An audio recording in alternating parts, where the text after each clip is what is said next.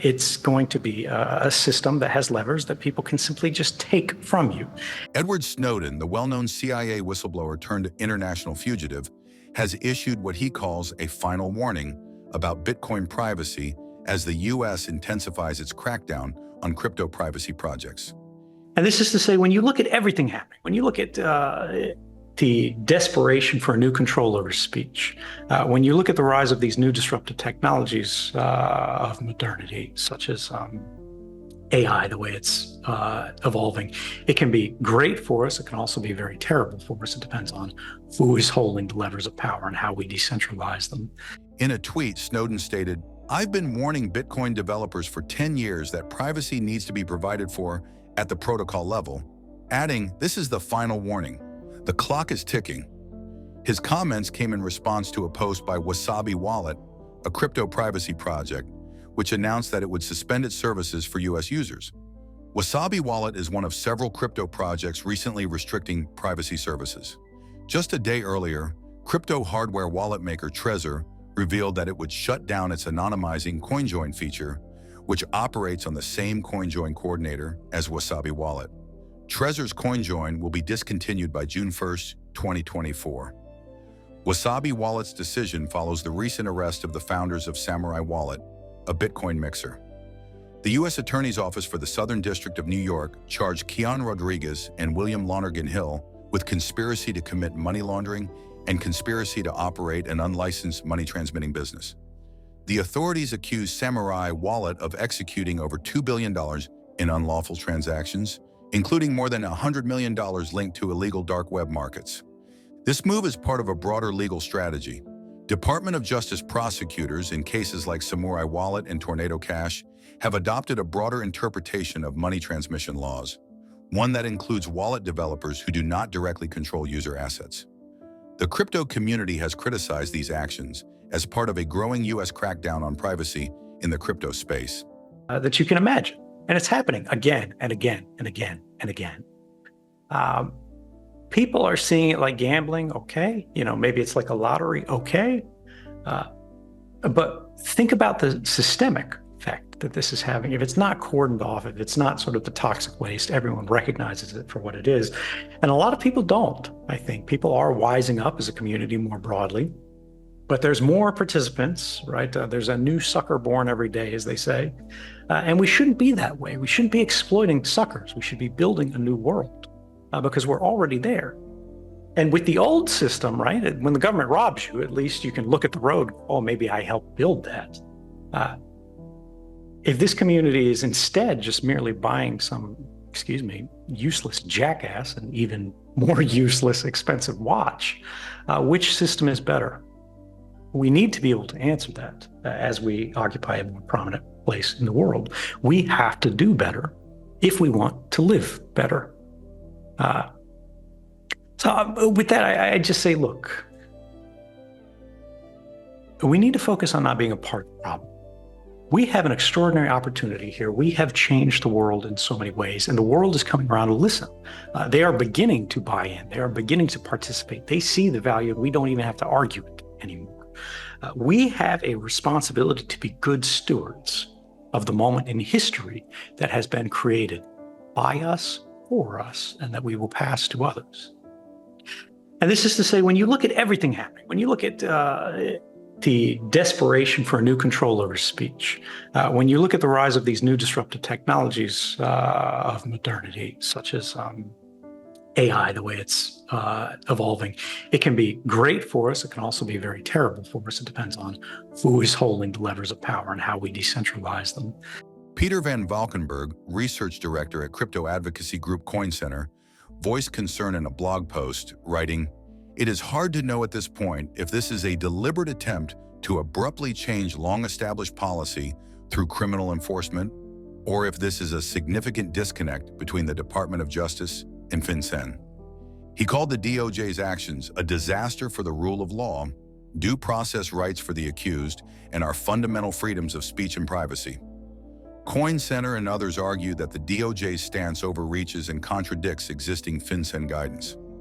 U.S. Senator Cynthia Lummis, RWI, also expressed alarm, stating that she is deeply troubled by the DOJ's hyper-aggressive argument that non-custodial software can constitute a money transmission service. She believes this position undermines property rights and existing Treasury guidance. Shortly after the Samourai Wallet arrests, the FBI issued a public warning advising Americans not to use unregistered crypto money transmitting services. Under U.S. federal law, registered money services businesses, MSBs, must conduct Know Your Customer (KYC) checks. Given that public blockchains like Bitcoin serve as public ledgers of transactions, once a pseudo-anonymous wallet engages with a platform requiring KYC, the user's entire transaction history becomes exposed. Privacy advocates have raised alarms over the chilling effects of these developments. Anna Chekovich, financial director of the Anti-Corruption Foundation, highlighted that her organization had relied on Wasabi Wallet to protect its donors from Russian government surveillance and imprisonment, adding that was not taken into consideration by the U.S. authorities when they began attacking privacy tools. The U.S. is not alone in targeting crypto privacy. Recently, the UK government granted its police and the National Crime Agency new powers to seize, freeze, and destroy crypto assets linked to criminal activity. These powers, which came into effect immediately, allow law enforcement to seize crypto and related items like passwords or memory sticks without making an arrest. Officers are now able to transfer seized crypto to law enforcement-controlled wallets and, if necessary, destroy the assets. And I don't want to go too far, make a mistake on my own. So you guys are going to check me. You're going to check each other. And we're going to reconstruct the system of checks and balances that had failed in our government and try to recreate the institutional sense that we lost through private, civil means. And that kind of cooperation worked. Everyone in the world learned that mass surveillance has arrived. It's not a conspiracy. It is here, right? It's not that every phone call that goes here is like transcribed personally by a person behind the desk. But we understand the technology. When you get your cell phone bill at the end of the month, you see all the numbers are there, right? That's saved. You know everything you click on now, but Facebook is saved. You know that Google is ransacking through your inbox, not with people, but with algorithms. They're categorizing you. They're cataloging you. They are basically creating permanent records of private lives. It's not one person. It's not one government. It's not one institution. It is a culture that has been created on the back of a new technology to advantage the institution at the cost of the individual. Everyone knows that now. They haven't necessarily absorbed it. They haven't necessarily reacted to it. And a lot of people have simply accepted it. And frankly, there's not a lot that the average person can do about it. So understanding and accepting it is the default response. But at the same time, there are people around the world who have made changes. In 2013, when I came forward now, it's almost 10 years ago, a huge proportion of just web traffic across the internet, even logging into Gmail and Yahoo and Hotmail, the big mail of the day, these different webmail providers were unencrypted. And your local network, the guy at the coffee shop, could push you to an unencrypted version of the page and then steal your password and login details. So could your government. He has also recently raised the alarm about another potential surveillance scheme. In a post on X, Snowden referred to a thread by Elizabeth Goitein, co-director of the Liberty and National Security Program at the Brennan Center for Justice, calling it the most important thread you will read this year. Goitein's thread warned about a terrifying new surveillance law hidden within the reauthorization of the Foreign Intelligence Surveillance Act, FISA, which had just passed the House. Goitein claimed that lawmakers slipped in the biggest expansion of domestic surveillance since the Patriot Act into the FISA reauthorization bill. This bill would require major data companies to provide communications data on government surveillance targets. She warned that the bill vastly expands the universe of entities that can be compelled to assist the National Security Agency. Goitein explained that if the bill becomes law, any company or individual offering a service that has access to communications infrastructure, such as routers, servers, or cell towers, could be forced to aid in NSA surveillance. This would include a broad range of businesses like barbershops, laundromats, fitness centers, and even dentist offices, any place providing Wi-Fi access to customers. Gautin urged people to contact their senators and push for a vote against the bill. Senator Ron Wyden also responded, calling it one of the most dramatic and terrifying expansions of government surveillance authority in history. Snowden, speaking virtually at the Singapore Token 2049 conference, responded to a question on how blockchain networks could be made secure from a first principles perspective. He used Bitcoin as an example of a system designed to withstand state intervention, contrasting it with Solana, which he argued is vulnerable due to its centralized structure. Snowden cautioned that Solana's governance model could allow it to be easily taken over by state authorities if governments decided to act. I mean, when you look back at the Bitcoin white paper, I think what you see is an adversarial approach to the system, and that's really what you have to be considering. A lot of people, and I don't want to name names, but Solana are taking good ideas, and they're just going, well, what if we just centralized everything? It'll be faster, it'll be more efficient, it'll be cheaper. And yeah, sure, it is, you're right. But nobody's using it, but for like meme coins and scams, because if anybody puts anything significant on it, and then all the states begin moving towards it, it's going to be a system that has levers that people can simply just take from you. You have to be thinking for the adversarial case, as opposed to the convenient, easy, early case. I mean, that's uncomfortable for like a lot of these founder mode people who are like, oh no, we need the minimum viable product, we need this, that, and the other. Sure, if you're trying to get rich, that'll work. And a lot of people have demonstrated that. They'll continue to do that. But if you want something that will last, you have to engineer it to last. And that means thinking about how it's going to be attacked and making sure it can survive that. Because we at Crypto, we're living on the X, on the ground, right? You are at the intersection.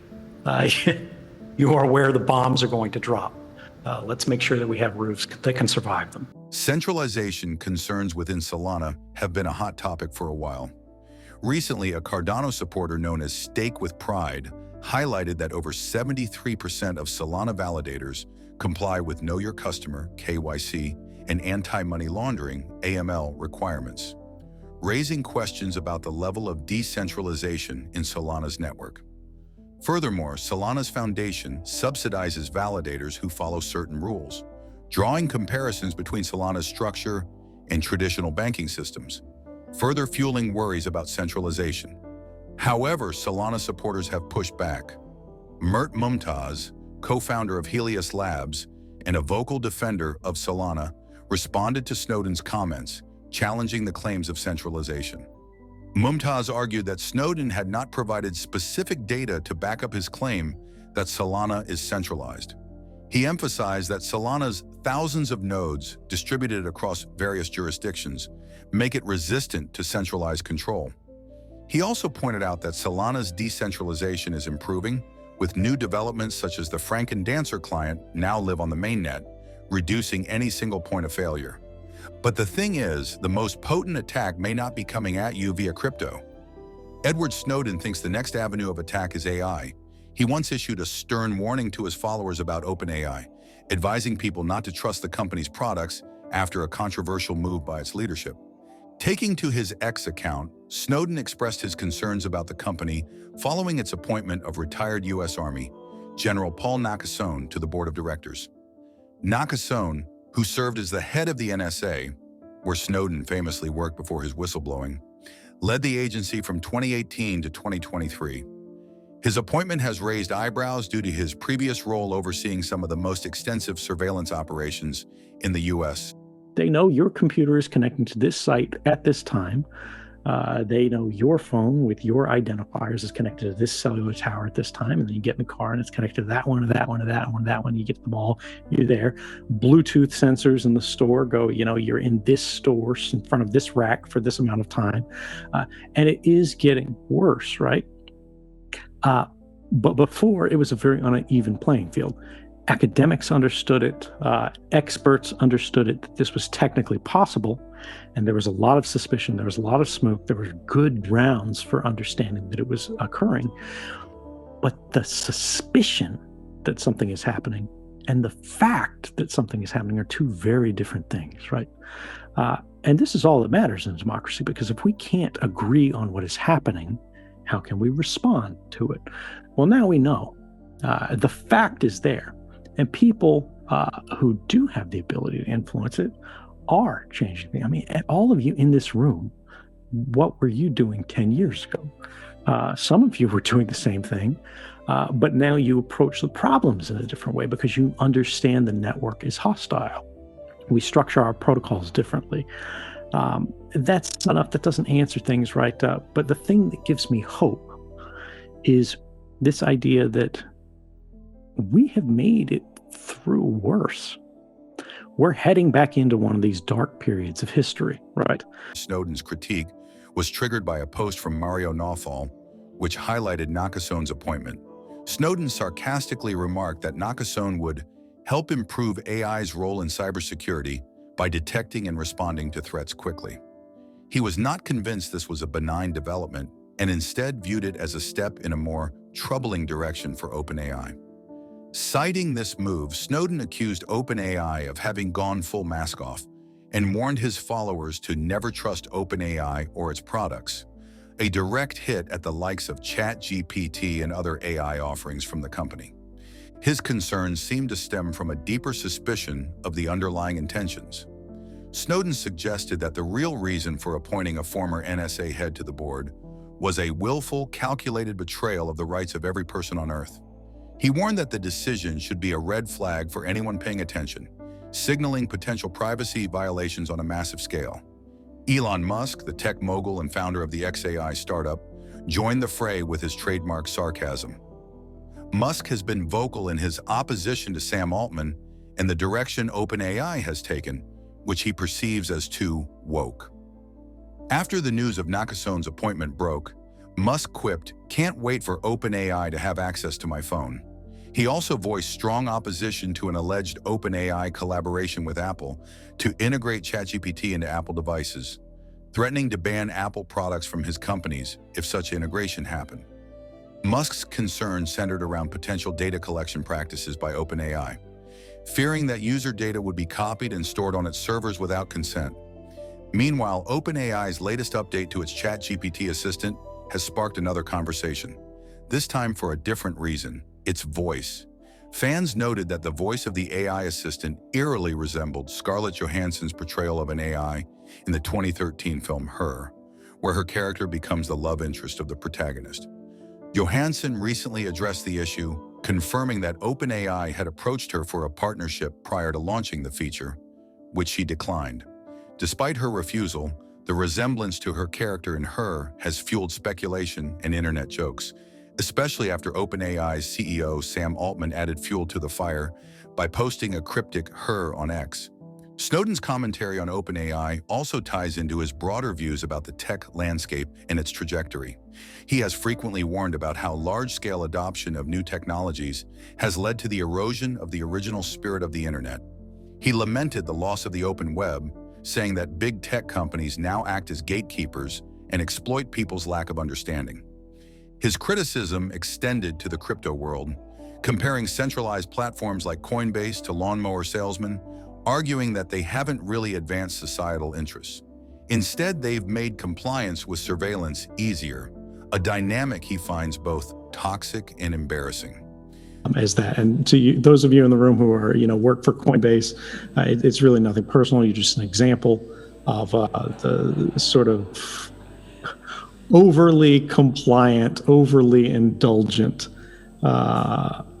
sort of thinking, which, yeah, you guys get rich, you'll make a lot of money, but have you actually sort of advanced the interests of society? Maybe in the same way that people sell lawnmowers do. You're not even building lawnmowers, you're selling them. Great, you've popularized the lawnmower. Lawnmowers are important, they're valuable, right? But when I go and buy a lawnmower, nobody asks for me to hold up my passport and scan my face. And the fact that you guys go along with that is frankly toxic and embarrassing. Snowden underscored his belief that policing, and by extension surveillance, is supposed to be difficult. He argued that if it becomes too easy for governments or corporations to monitor people's activities, we inch closer to a police state. For Snowden, the key challenge is ensuring that these entities do not get more tools to control society, as they already have more power than at any point in history. His message to those in the tech and AI fields is clear. Don't help these institutions make surveillance easier. Their job should remain hard for the sake of freedom and privacy. Do you think Edward Snowden is right? Let us know in the comments below.